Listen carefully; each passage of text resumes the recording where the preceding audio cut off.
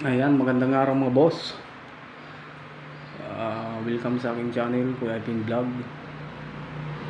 Ang video na to tungkol sa kung paano ba ang paglalagay ng ceiling ko gamit ang metal paring mga boss. So yan, una natin gagawin, magsusukat tayo dito sa ceiling hanggang dito. 7 inches yung sukat ko mga boss. Una natin ilalagay wall angle. I-drill natin siya dyan mga boss. Mga boss, sa mga gustong matuto, wala pang experience, makinig kayo. Muna natin itong ilalagay.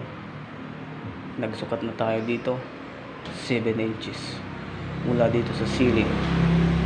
Tapos ilalagay na natin itong wall angle mga boss gamit ang drill at drill bit na 1/8, depende sa laki na gusto ninyo. Pangalawa, ito wall angle din dito naman siya sa ceiling mga boss. I-drill din natin siya gamit ang drill bit at drill 1/8 na drill bit, tapos 1/8 na blind rivet. Pangatlo, hanger.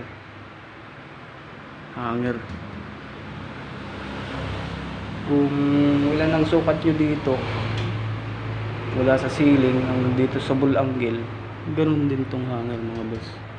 7 inches 7 inches din yan.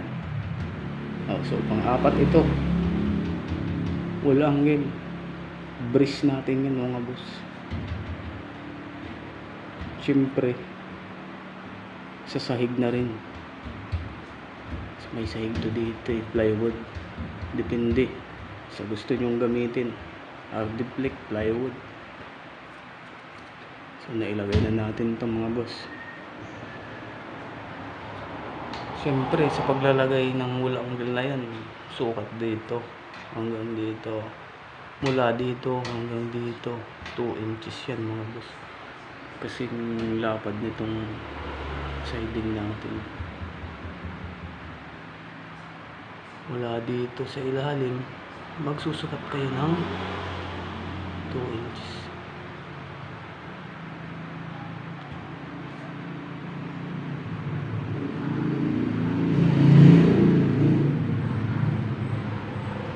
Panglima, ito. Saan ba? Ito na yung ilalagay niyo.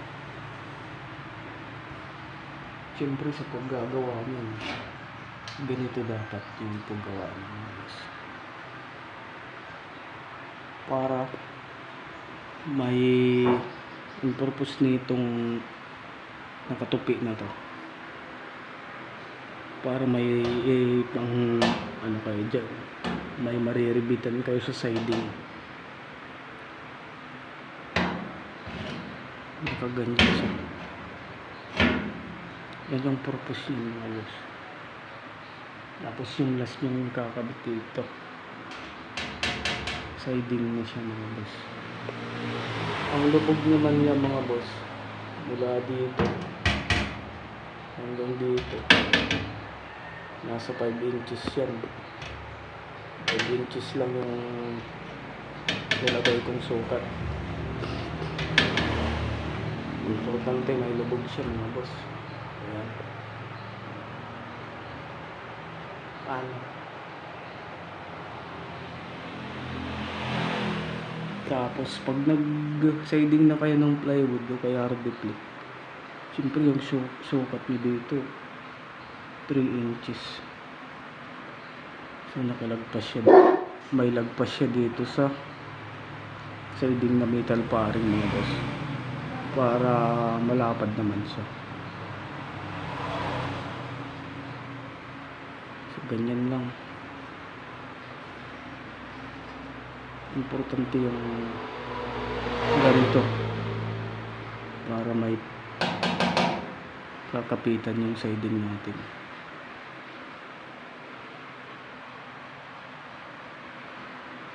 So yan, Kung gusto nang matuto, mag-prepare na kayo ng drill bit, 1/8, pang metal, pang concrete, blind rivet, riveter, gunting pangyero.